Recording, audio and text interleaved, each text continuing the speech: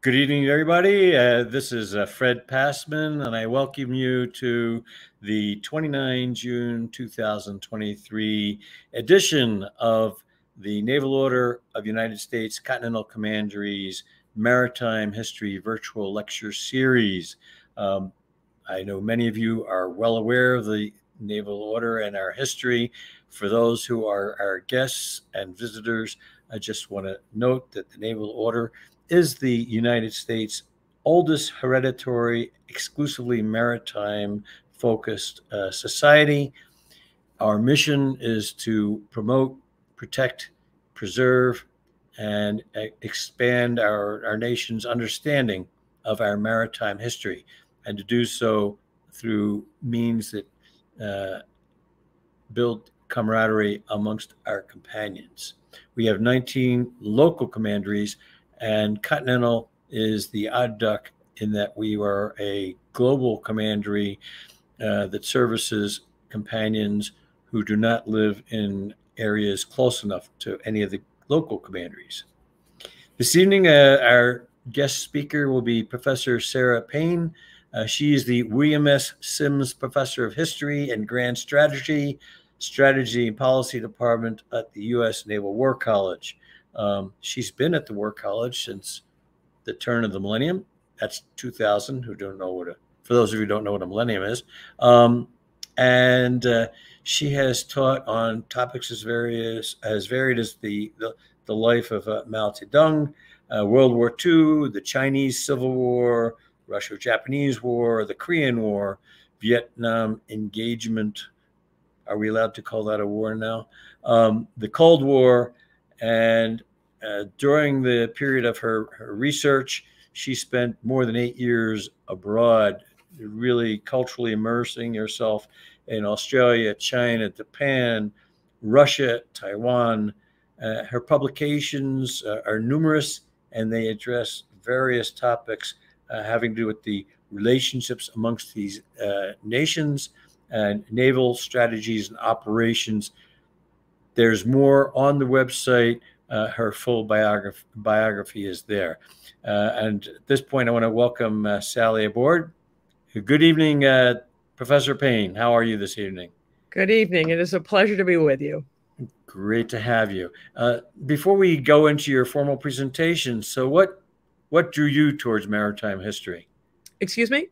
What drew you to your field of study?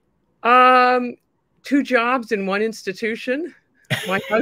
My husband and I both got jobs at the Naval War College, and then I spent a great deal of time learning about navies, and it turned out they were incredibly important. And I spent my life studying 2 great continental powers, China and Russia, and teaching about maritime powers, Britain and the States. And all of a sudden, that opened all kinds of original research and ideas. So in life, the opportunities you get, some of them are transformative, and working at the Naval War College has been. I know whereof you speak. Well, that's fascinating. So what were you studying before you came to the War College? Or let's say, going back to your dissertation. Well, 2 small children immediately before, because I was a stay-at-home mom, but yeah. That was a different event. My husband and I met in graduate school. We were the 2 insane people who thought we were going to make a career out of studying Russia and China in those days, neither doing well, which my brother described as 2 countries in the breakdown lane. And right. And then we went to we spent year-long times in these various places in Japan and Taiwan as well, and working in the archives. And when you do that, you also talk to people and you learn about fundamental differences among countries. Exactly. I think it's remarkable. You spend some time in a country and you get a very different perspective. Or one of the things I recommend to all junior officers, pick up a foreign country's history book and read their history of the United States. And it's very illuminating. Not everybody sees us through the same lenses as we see ourselves. But you've got a fascinating topic this evening, and I don't want to take up any more time. So I will turn the deck and the con over to you and give you control. Look forward to listening to what you have to tell us about the end of the Cold War. Okay, before I get going, I've got to make a disclaimer. This presentation represents my ideas. They don't necessarily represent those of the US government, the DoD, the Department of the Navy, let alone the Naval War College. So I hope we're good on that one. I'm going to answer a question today, or pose it and let other people answer it, is why did Russia lose the Cold War? And a lot of Americans answer this question saying, look, it was Ronald Reagan. He is the guy who did it.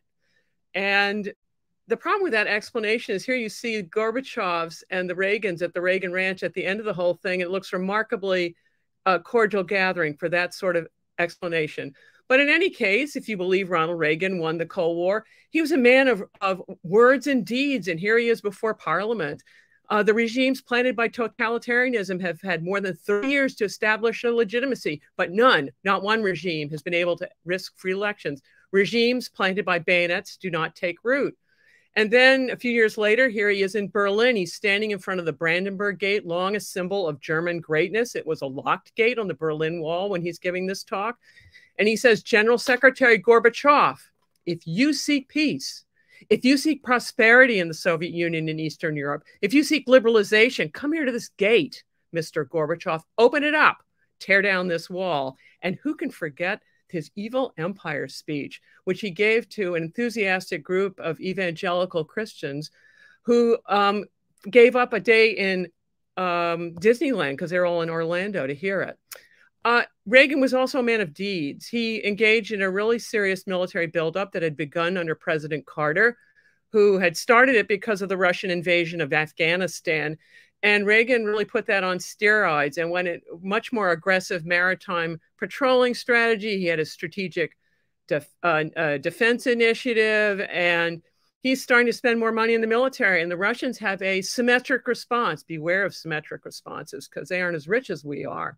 And they were trying to spend the way we were spending. Well, we had a much bigger economy. So all this added up to, I don't know, less than 8% of our budget.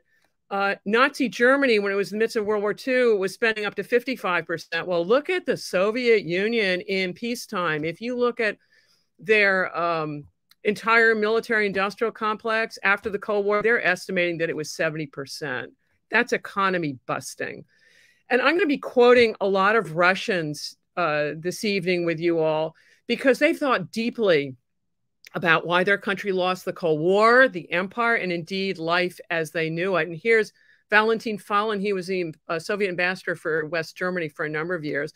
And he said, following the American strategy of our exhaustion in the arms race, our crisis in public health, educational matters, everything else comprising the quality of life, it reached a new dimension of crisis. And understand that while the Russians were having troubles with us, they're having even bigger troubles with the Chinese and had to militarize that whole border. And the arms race, he said, plunged the Soviet economy into a permanent crisis. And here is Russia's prime expert on the United States, Georgy Arbatov, who's saying, look, it became clear that the Afghan war was most advantageous for the United States. And we got our Vietnam, and we began to understand this. So that Gorbachev, a year after taking power, is telling the Politburo, maybe we should just stop being afraid of this missile defense of Ronald Reagan's. They're betting precisely on the fact that we're afraid of it. And that's why they're putting pressure on us to exhaust us. Correct. You got it right.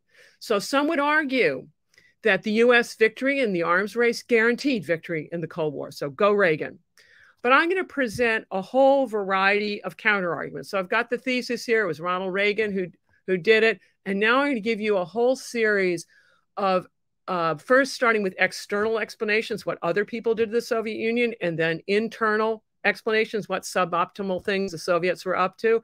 And my first external explanation after the Reagan one is that it was all about Ford and the Helsinki Accords and Carter's human rights campaign. That's what really changed things. The Soviet Union had wanted to have a European-wide conference confirming its expanded World War II borders. It wanted this for years, and no one was interested. And then eventually, the Western Europeans are sick of all the drama. They want to have the conference. We don't want to go, but they're our allies, so we go. And then we insist on all these human rights provisions of the Helsinki Accords, knowing full well the Soviets are never going to honor these things. Well, unbeknownst to us and anybody else, actually, human rights activists and dissidents across the West, Eastern Europe, and the Soviet Union began ever more vocally comparing the democracy and freedoms promised by communism and the actual dictatorship delivered. And they started demanding that their governments, if they're in Eastern Europe or the Soviet Union, start living up to the Helsinki Accords and start delivering these freedoms. And the dissident movement took on a life of his own. So afterwards, Robert Gates, who went on to become the head of the CIA and eventually DOD, said, you know, the Soviets, they desperately wanted this meeting, and it laid the foundations for the end of their empire. We resisted for years, only to discover much later that it yielded benefits beyond our wildest imagination. Go figure. So according to Gorbachev's English language translator, that this human rights was really important. It made Russians start thinking about that they needed to be more democratic and have more freedoms themselves. Here's Jimmy Carter's very famous address, commencement address at Notre Dame, where he says, we have reaffirmed America's commitment to human rights as a fundamental tenet of our foreign policy. What draws us together is a belief in human freedom. We want the world to know that our nation stands for more than just financial prosperity. We are bigger than that. And so here you have Edward Shevardnadze years later commenting on the consequences of this. He's talking to Communist Party members on the foreign ministry, which he heads. The belief that we are a great country is deeply ingrained in me, but great in what? Territory, population, problems, having the highest infant mortality rate on the planet?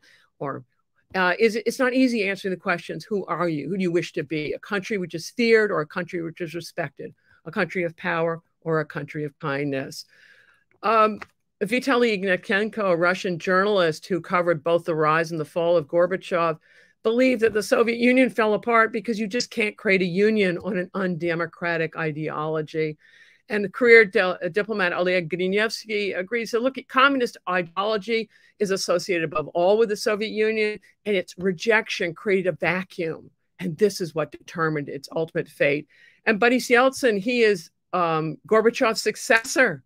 And he says, no one wants a new Soviet Union. Consensus, don't want to repeat that.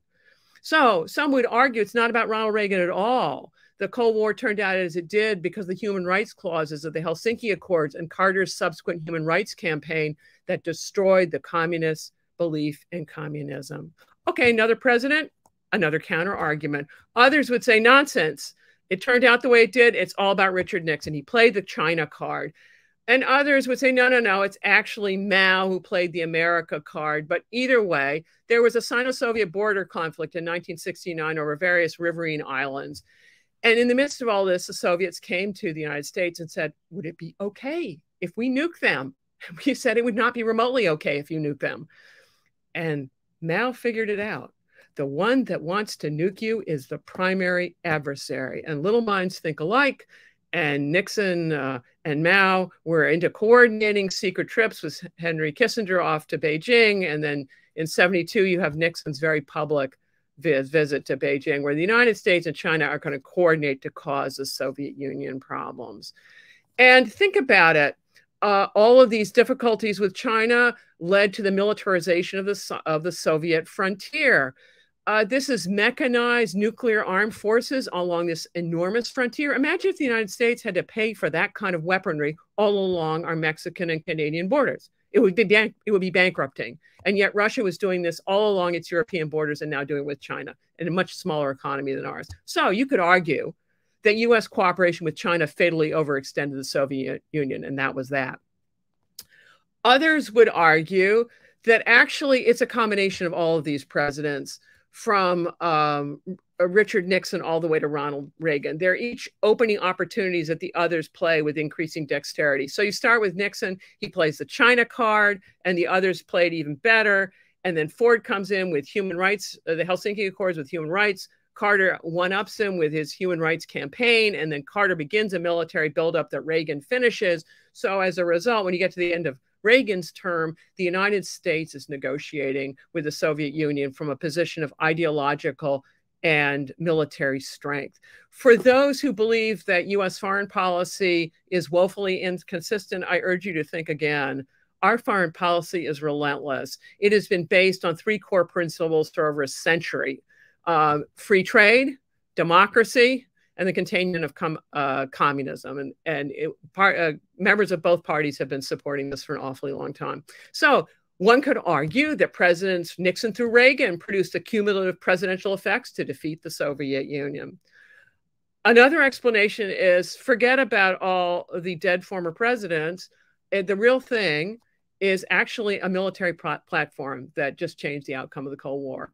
And this is nuclear-powered, nuclear-armed submarines, because the Soviets had no counter for them. They couldn't find them.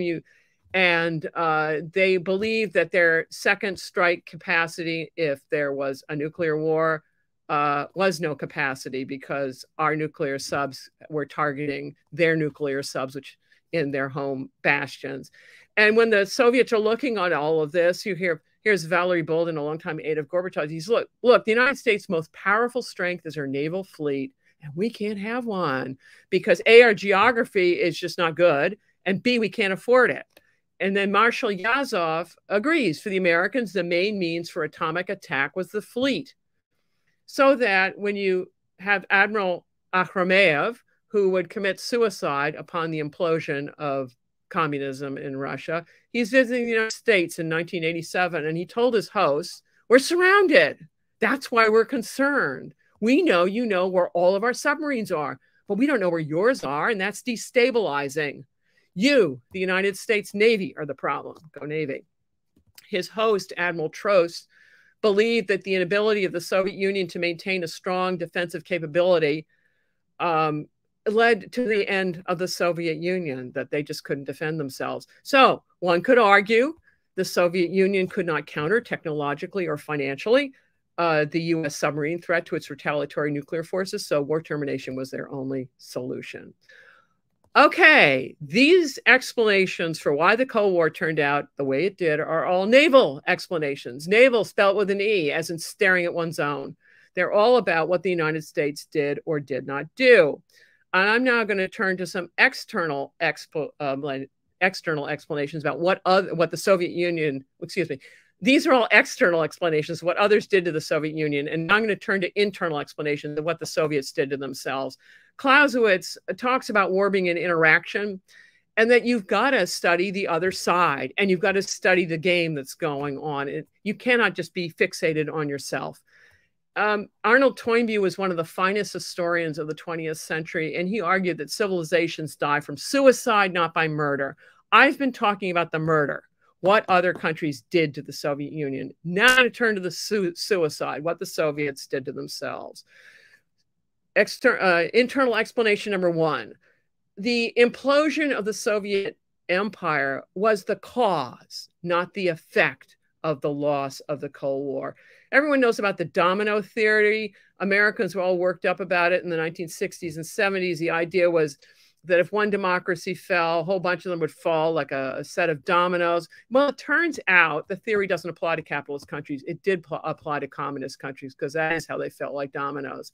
What happened in the Soviet Union and in the Eastern Bloc is in 88, 89, all sorts of demonstrations started taking place, starting in one Eastern European country, moving into another, and the contagion kept on spreading, and it kept getting worse. It turns out that Gorbachev's ideas about glasnost, openness, and perestroika, rebuilding, resonated in his own country and also in Eastern Europe. And there were demonstrations everywhere in the Soviet Union for freedoms, personal freedoms, and in Eastern Europe, freedom from the Soviet Union. And they were also worried about their crumbling economies, because communism doesn't do well on economic growth. And Gorbachev, instead of sending tanks, encouraged the Eastern Europeans to do what Russia was doing, which is engaging in economic and political reforms. And the contagion began in Poland. Poland was the only Eastern European country to have an independent opposition movement, Solidarity, the workers' union. there had been serious workers' unrest periodically in Poland ever since the 1950s. In the early 80s, this is when Solidarity is founded, and then it gets really bad in the late 80s. Why? Because the Poles have been living off debt to maintain a really marginal standard of living, and the government couldn't repay these things, and the economy was imploding, and therefore it wanted to get rid of food subsidies and raise food prices. And so everybody hit the streets, and the government was in a panic that the economy would go in free fall. And so they offered Solidarity a place at the bargaining table if they would call off the demonstrations, which they did. A complicating factor in Poland was the Roman Catholic Church, an organization of great legitimacy, and a Polish pope in these years, and a partiality for Solidarity. So in February of 1989, Solidarity was asked to join these roundtable talks to decide what to do next. And they decide to hold elections. And those elections are held on exactly the same day that the Tiananmen demonstrations faced tanks and are ended in a bloody mess. In Poland, they hold elections because the Communist Party thinks they've got this one, that they've so rigged it they can't lose. Not quite. Solidarity won every seat but one for which it could compete. And for the communist designated seats where only communist members can compete, the box on the ballot called none of the above won for everything but 3 seats. So the legitimacy to rule of the Communist Party was gone. That was it. And 4 months later, there are massive demonstrations break out throughout Eastern Germany. This is around the 40th anniversary of the founding of Eastern Germany. And again, like Poland, very uncharacteristically, the communist government does not send tanks, which is what it always did. This guy, would-be tank man, turns out he'd already been booted from his job for incompetent economic mismanagement. And then on November 7th, the Council of Ministers resigns. And then on November 8th, the Politburo in East Germany resigns. And then on November 9th, whatever's left is issuing new travel rules. And enter fog, friction, and chance. This guy, Gunter Schabowski, who was a high party official, one of the ones who was left, he was giving a news conference that day.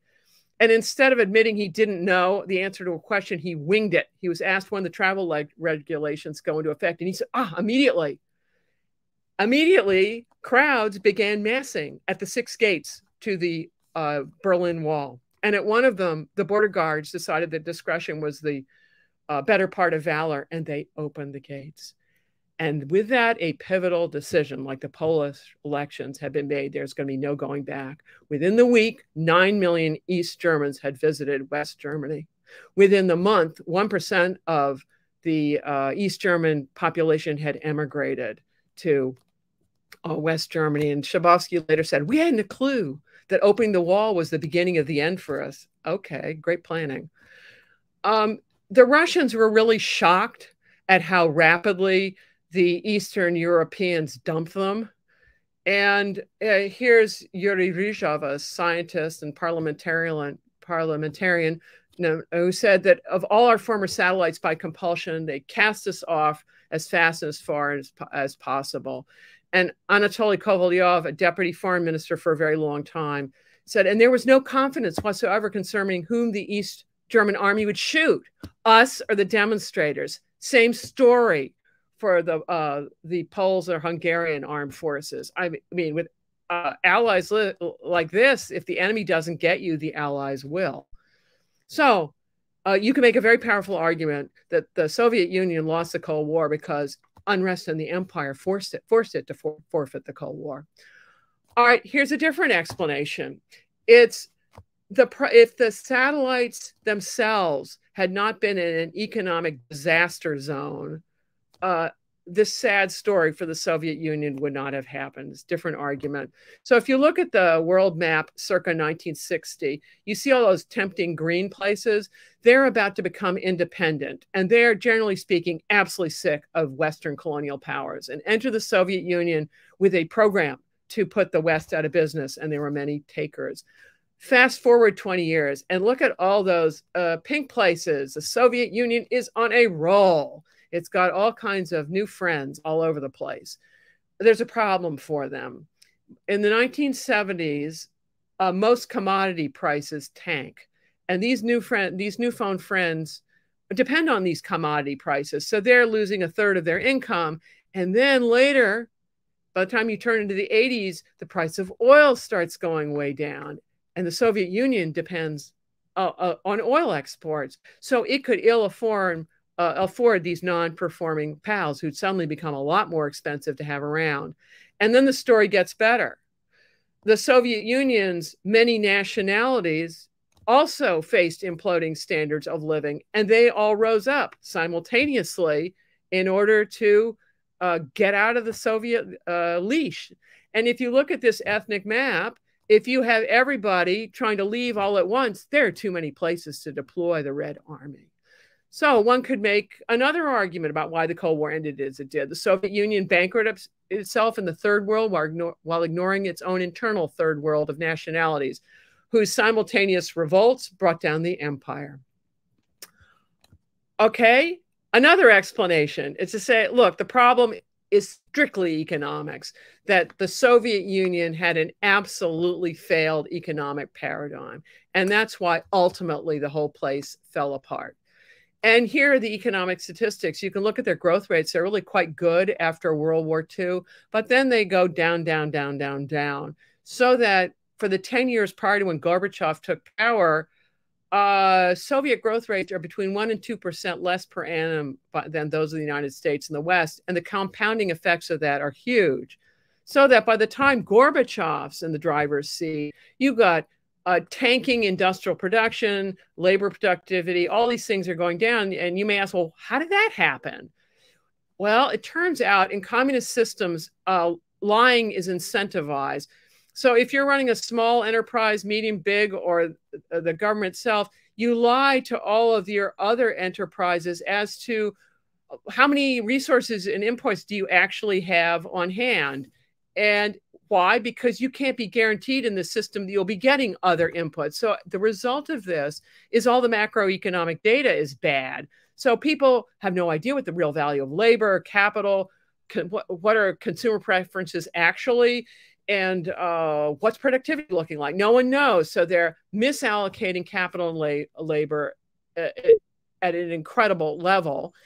And it doesn't become apparent to everyone until they're in a full-blown crisis. And you can look what happens. Gorbachev comes into power in 85, and the Soviet economy goes off the cliff, and it doesn't bottom out until 1998. You can look what happens on Gorbachev's watch. The GNP is going into double-digit negative. It's not growing, it's shrinking. A huge internal debt growing, budget deficit growing, trade deficit. It's all a mess. So Marshal Yazov is his take. Look, we simply lack the power to oppose all these capitalist countries, all flourishing states that were united in the NATO bloc. We had to find an alternative to the arms race. And Anatoly Adamyshin, a foreign service officer, explains it this way. Our problems began with the departure from self-isolation. The Soviet Union was literally exhausted from the monstrous arms race, militarism, enemies with half the world. And Gorbachev said, look, we're encircled not by invincible armies, but by superior economies. And he repeatedly told people, living this way any longer is impossible. In other words, the Soviet economy lost the Cold War. Alexis de Tocqueville is one of the finest thinkers of the 19th century. What a wonderful book about the last days of the monarchy before the French Revolution, in which he has this pithy quotation that the most dangerous moment for a bad government is when it begins to reform, which is precisely what Gorbachev does. And Russians of all political persuasions agree on at least one thing, and that is Gorbachev was absolutely pivotal to why the Soviet Union unraveled the way it did.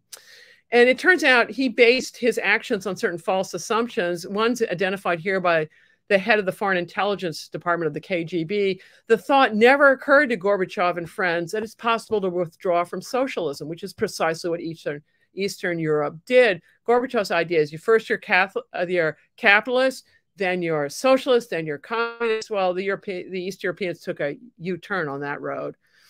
And in addition, for Gorbachev and the people who worked for him, for them, the clock had started ticking the moment that Gorbachev took power. But for the Eastern Europeans, the clock had started ticking a long time ago. That was when Stalin came in and shot their leaders and occupied the place. So here is Anatoly Chernyayev, a foreign policy advisor to Gorbachev. Gorbachev thought that bringing freedom to our Eastern satellites would lead them to adopt socialism with human face. But these countries brutally turned their backs on us. Really? If this is brutal, then what was Stalin? The politics in connection with our former friends were totally unexpected for us. Really? You move into a country, you shoot their leaders, you replace them with somebody else, you occupy them for years, you siphon off their resources, and you wonder why they don't like you. The United States intervenes in people's civil wars the world over, and we even provide massive economic aid, and we even leave, and people don't like us. So I don't know why the Russians think they're so special. A third assumption, here's Gorbachev telling the Politburo, the Americans will definitely dissolve NATO because there will be no Warsaw Pact. So his idea is if there's no Warsaw Pact, there's going to be no NATO. And if there's no Comecon, that's the Eastern European Trading Bloc, there's going to be no European Community, which eventually becomes the European Union. Well, he doesn't get it, that voluntary and involuntary associations dissolve for different reasons. And then there's another assumption. Gorbachev takes the continental power view of the world, which is you don't want strong countries. You try to break them up. So he assumed the United States would be like that and would oppose German unification. So while all these demonstrations are going on in East Germany, he takes a vacation. Poor life choice. Because Bush and Chancellor Kohl of Germany at that time were engaged in a fast tracking of German unification and to put Germany into NATO. Okay, Gorbachev's closest advisors, by the end of it all, many of them have concluded that his foreign policy mistakes, and theirs actually as well, but anyway, were a function of his domestic policy mistakes that had led to the collapse of the Soviet Union. So this America expert, Lukin, saying Gorbachev was no Deng Xiaoping being the author of China's very successful economic reforms, and Arbatov, another America expert, why did the Soviet Union fall apart? The stupidity of its leaders. So it was suicide by mistake. The big bozo was playing with plastic bags. He stuck one on his head, and that was that. For the Russians, this was hard. Lukin said, look, in the West, they love Gorbachev because everything took place so easily and cheaply, basically that way. But for us, it was expensive.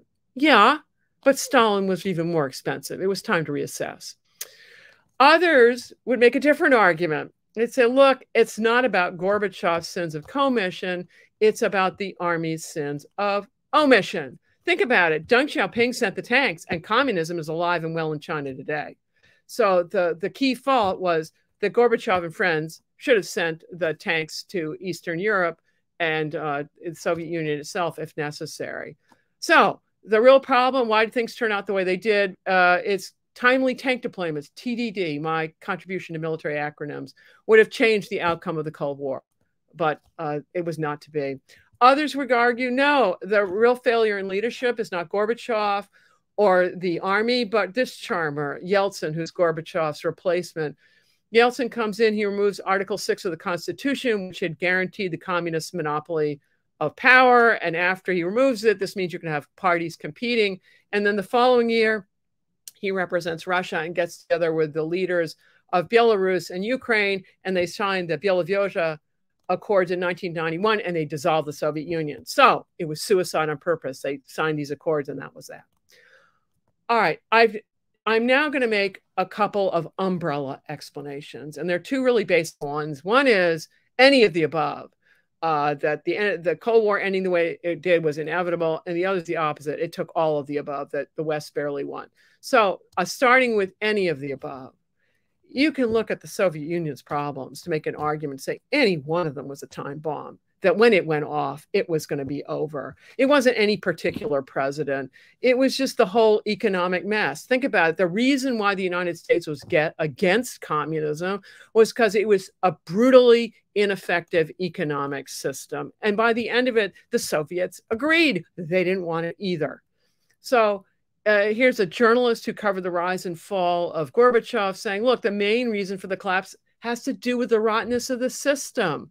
That's my missile, my actual rocket scientist. Now for the journalist, who wrote, I think from the beginning, the genes of disintegration were contained in the genetics of this governmental political formation. Don't you love the communist way with words? Don't ever write like that. So under this umbrella explanation, the Soviet Union was destined to lose. But then here are others who take the opposite view, and back to Kovalyov, our deputy foreign minister. Thus, all factors merged, internal, ideological, economic, military, in order to end the Cold War, to arrange for the Cold War's funeral feast. You remove any one of these factors, and the Cold War would not have ended on Western terms. So in other words, the West barely won the Cold War, so be grateful. And now I'm going to give you a twist on that argument. You could argue that in addition to having all the unfortunate events happen to the Soviet Union, you need in office at the same time Chancellor Helmut Kohl of Germany and George H.W. Bush of the United States, two of the finest leaders of the 20th century. George Bush Sr. was probably one of the most qualified people ever to occupy the Oval Office. He was a very young war hero. And then he goes on to, after the war, to graduate from college, does very well at Yale. And then he leaves his East Coast roots to move to Texas and becomes an offshore oil millionaire doing in the Gulf of Mexico. And then he's elected public office as representing a district in Texas. And he goes on to be ambassador to the United UN, representative of the PRC, director of the CIA, and then an 8-year understudy to Ronald Reagan. His opposite number, Helmut Kohl, is equally qualified.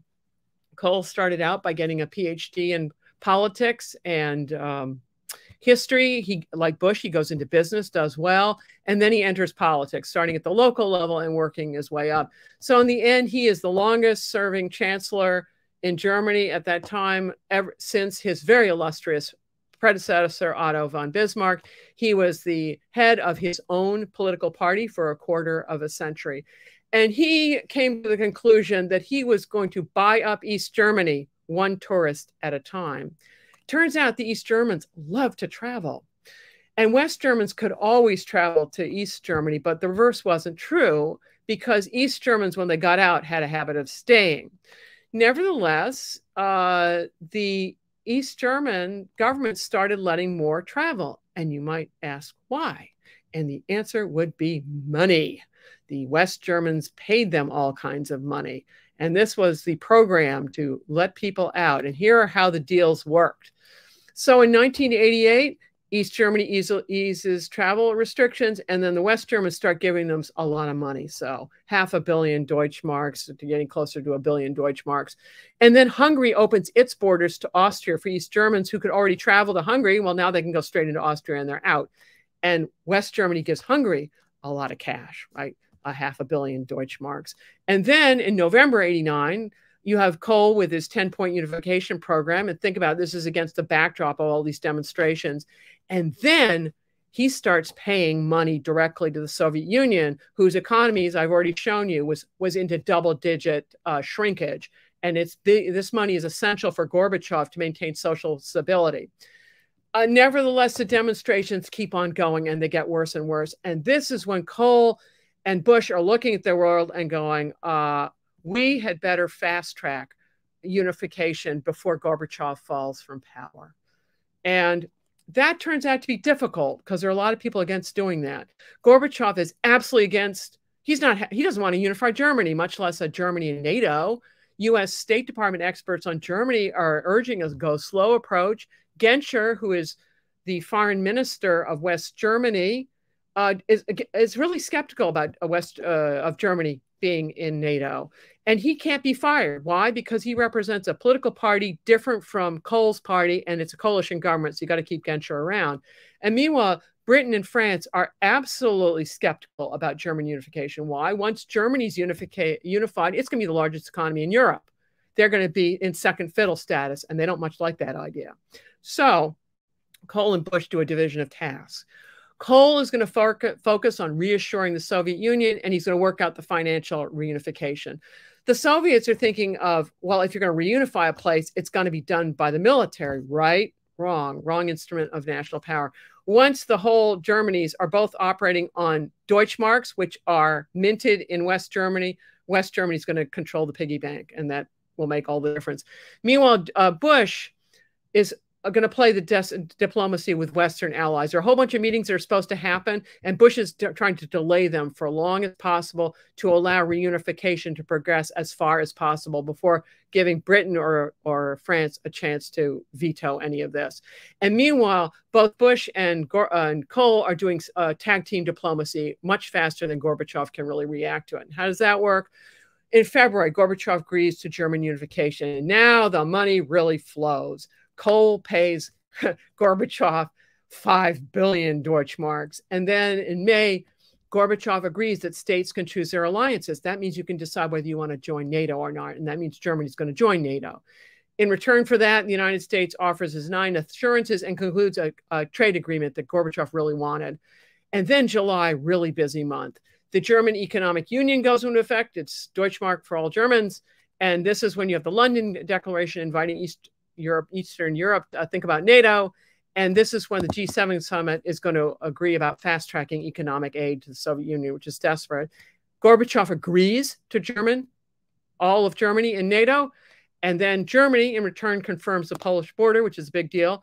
And Germany gives loads of cash, 15 billion. And he also pays for all the new housing for the repatriated soldiers who are coming back from the Soviet Union, from Eastern Europe. And you may go, why are they wasting money on that?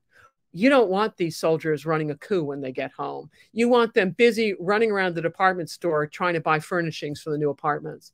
And finally, in September, this is when the Treaty on German Unification is signed. But here's the trick. This is Polish, the Polish border that was so important.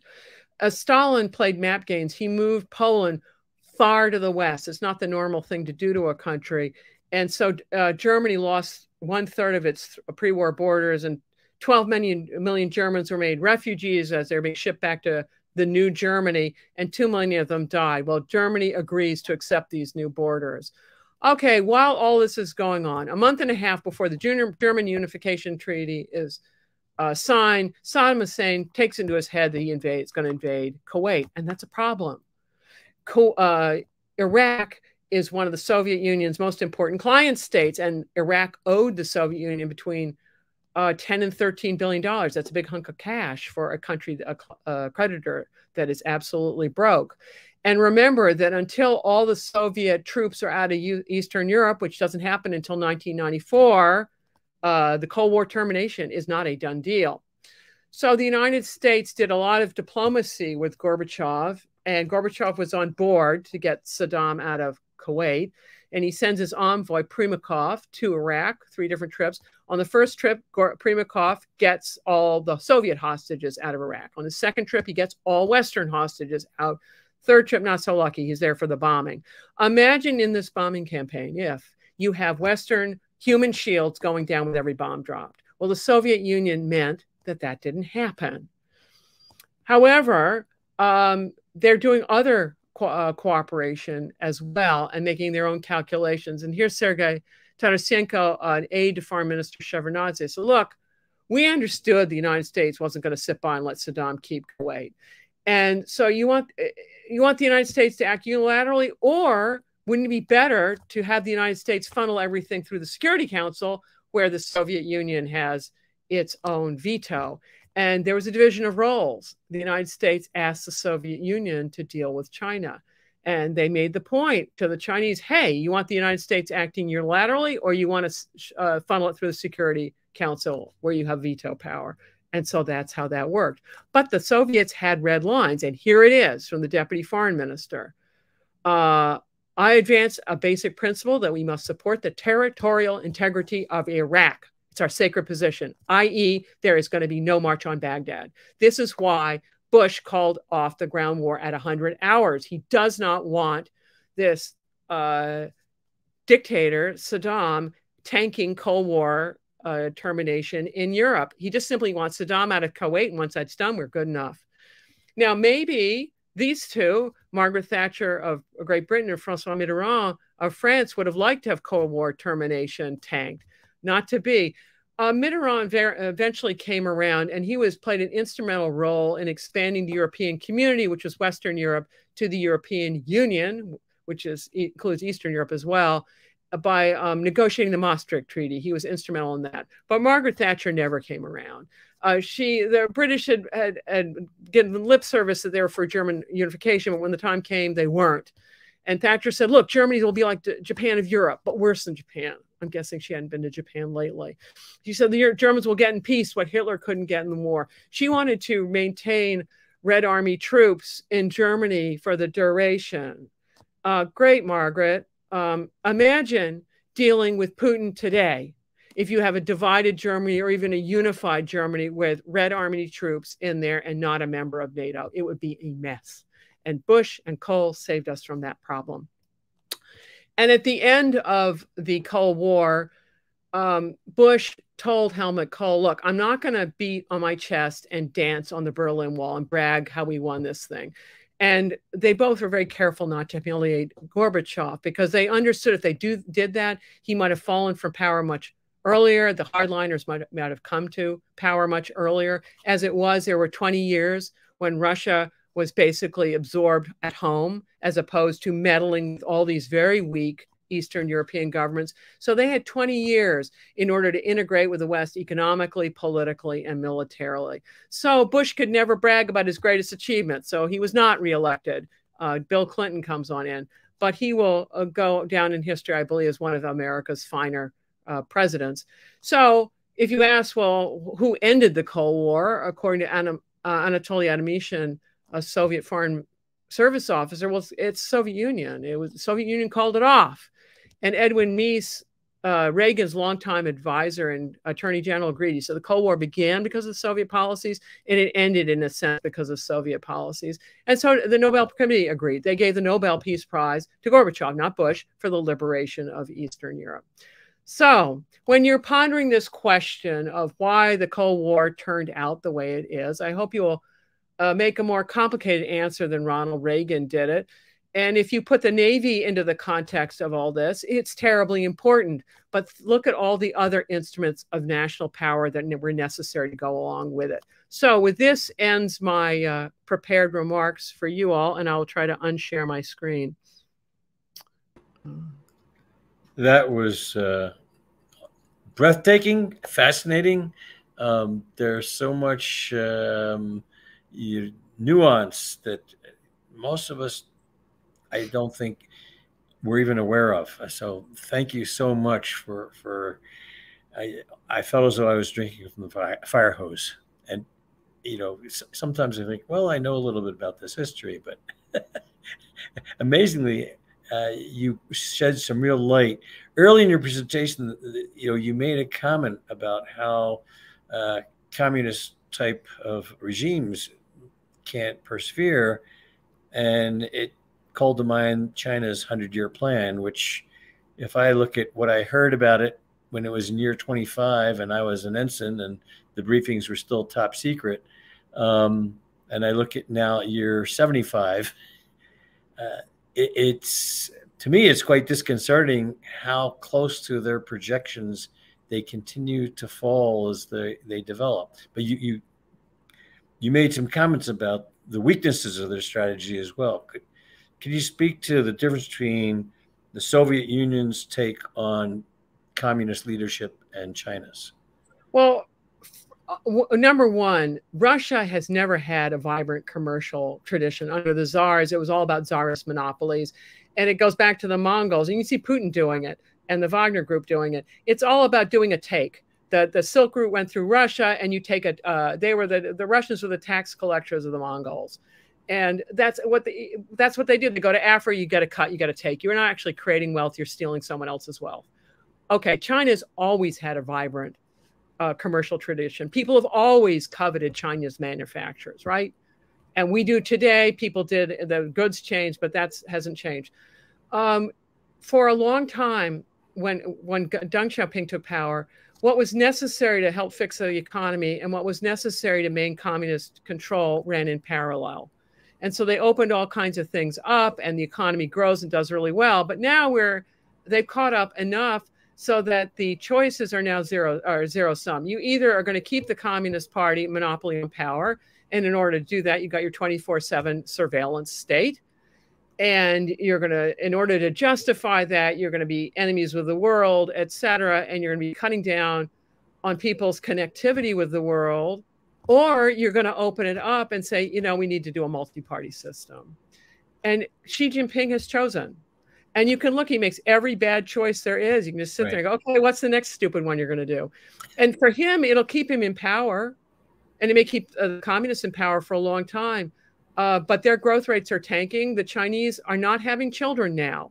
It's called they don't have faith in their own country. Apparently, I just read they have lower birth rates now than they did during the Great Famine. How do you do that? Right. Yeah. And then that whole business where that two-child restriction, and now that's coming to haunt them. And so initially the government imposed restrictions on birth rates, and now people are voluntarily thinking, why would we want to bring a child into this? That's a wonderful point. After COVID, that's what people concluded. I'm not bringing a child into this mess. Right. So John posed a fascinating question here. He says, in Stanley Kubrick's movie, Dr. Strangelove, which we all know and love, the Soviet-Russian ambassador character explains the doomsday machine as a cost savings measure for national defense. The Russian government could not compete with the USA in military affairs while meeting the demands of the people for consumer goods. Is it your internal causation theory basically the same as the movie's plotline? Thank you, John. Well, actually, what's funny about the doomsday machine was the reason we got into nuclear weapons originally is because we found conventional forces too expensive. So Mr. Strangelove has inverted it, what it originally was. Of course, that movie's partially based on truth, or it wouldn't resonate as a good movie. Right. Yeah, I mean, of course. And I think of the self-destructive or the nationally destructive work of Mr. Stalin, and the talent pool that he purged from the Soviet Union. Again, we can get into a lot of what ifs, but had he not been so aggressive at purging his intellectual talent pool, might the Soviet Union's post-Stalin history been a bit different as well? But has Russia ever not been like this? That's also I mean, true. you look at it, and it has periods of liberalization. You think, oh, finally, they're going to get over it. And they don't. And part of it has to do with they have a continental location, and therefore they can be invaded from everywhere, and therefore they're going to have a large army. And that large army is going to be in the capital. And that large army is going to probably tell the government about what kind of economic policies it wants, and it wants a wartime economy, right?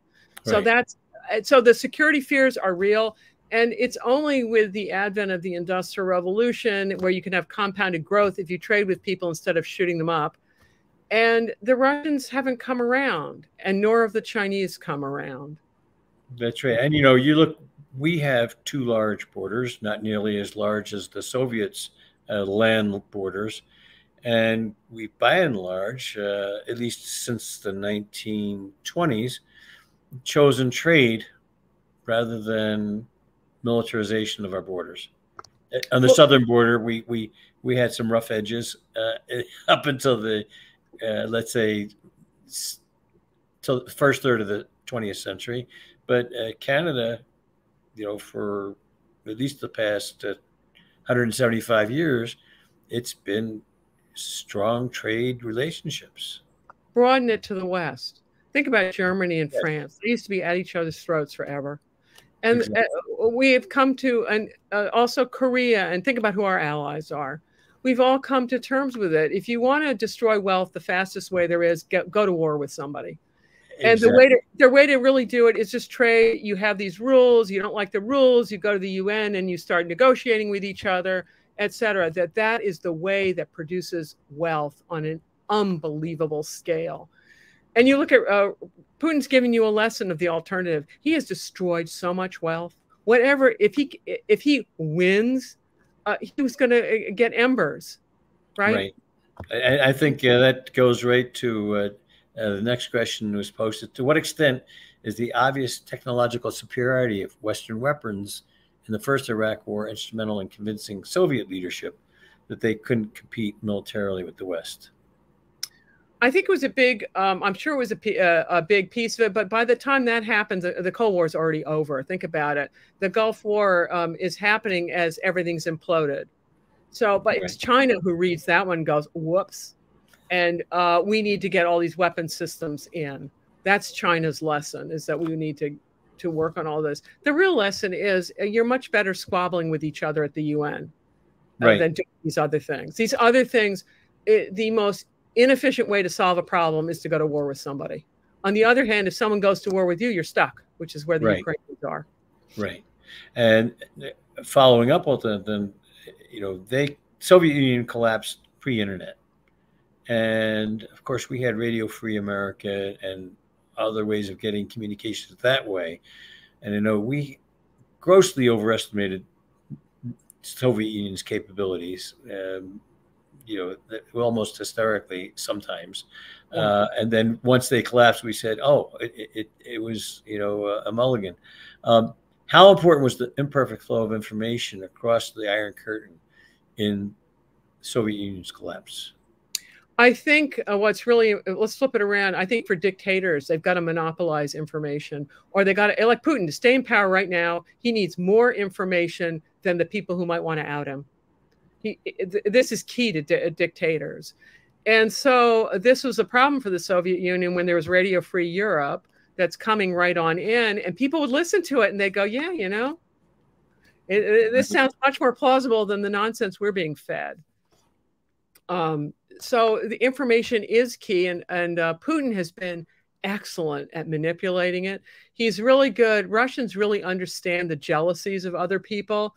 So they're very good at destabilizing all of their neighbors. They just know how to play on people's jealousies, or you assassinate someone here and there and blame the wrong person. It can be profoundly destabilizing. And that's why our information campaign in the Ukraine war has been finally a comeback of Americans finally get with it.